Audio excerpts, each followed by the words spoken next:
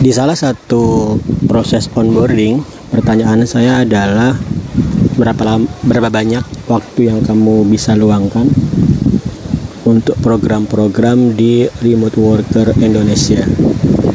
Jawaban teman-teman bervariasi dari 1 jam per hari, 2 jam, 3 jam, 4 jam, 5 jam, atau bahkan 8 jam dan lebih dari 8 jam per hari. Kenapa itu saya tanyakan? Karena ini berkaitan erat dengan estimasi saya secara pribadi ya, berdasarkan penilaian profesional saya. Estimasi saya berapa lama kamu bisa dapat job remote pertamamu dengan kondisi latar belakangmu yang sekarang.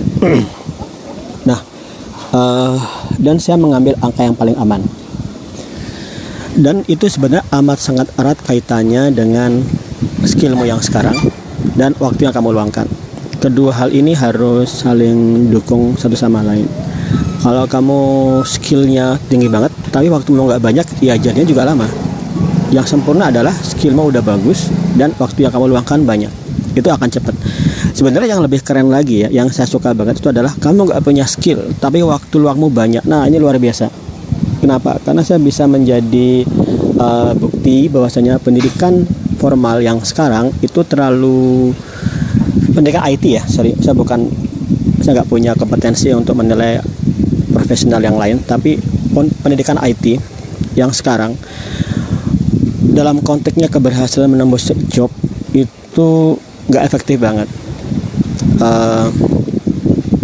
Dari segi orang dari nol, kita ambil perkuliahan aja itu kalau kamu dari nol di bidang perkuliahan, di bidang IT, kemudian kamu kuliah, mungkin 4 tahun kamu belajar di sana, lulus kuliah kamu cuma pegang ijazah aja, nggak punya skill dan nggak bisa kamu pakai untuk hunting job yang remote ya, yang real itu nggak butuh ijazah, dibutuhkan adalah kompetensimu. Sehingga langsung aja, kalau kamu nggak punya skill di bidang IT dan kamu bisa benar-benar meluangkan lebih dari 8 jam per hari untuk proses belajar di RWID, estimasinya adalah 2 bulan nembus remote work. Kok saya bisa mengatakan seperti ini? Karena ada proses teman-teman yang benar-benar menjalankan seperti itu juga. 2 bulan dari nol bisa nembus job. Kalau kamu expert dan kamu bisa meluangkan waktu yang seperti saya sampaikan, 8 jam per hari misalnya, atau lebih 3 hari bisa. Itu kasusnya Mas Ifas. Kalau yang tadi 2 bulan dari nol itu Mas Zaror. 3 hari bisa nembus remote work.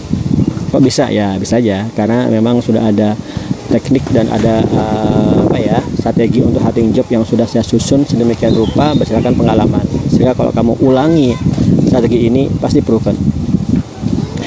Right. Namun kalau kasus yang aman itu sebenarnya 2 minggu. Kamu sudah skill nih, tapi waktu luangmu cuma 4 jam per hari. Oke, itu 2 minggu. Estimasinya kamu bisa nembus remote work. Nah, kalau di bawah itu gimana? Misalnya gini, kamu udah skill, tapi kamu cuma bisa meluangkan 2 jam per hari. Ya sudah, berarti itu 1 bulanan. Oke.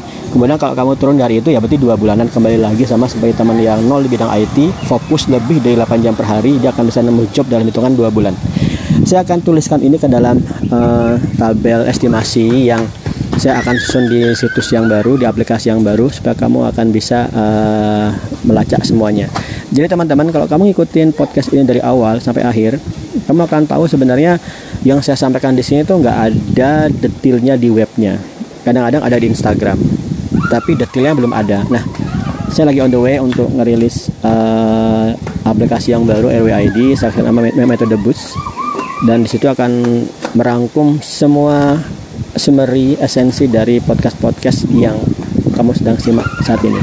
Kenapa saya menuliskan ke podcast sekarang? Karena diantaranya untuk kontemplasi juga, dan juga untuk melihat seberapa efektif yang saya sampaikan via podcast bisa membuat kamu paham apa itu Remote Worker ID dan memutuskan untuk bergabung. Oke, semoga memberikan manfaat.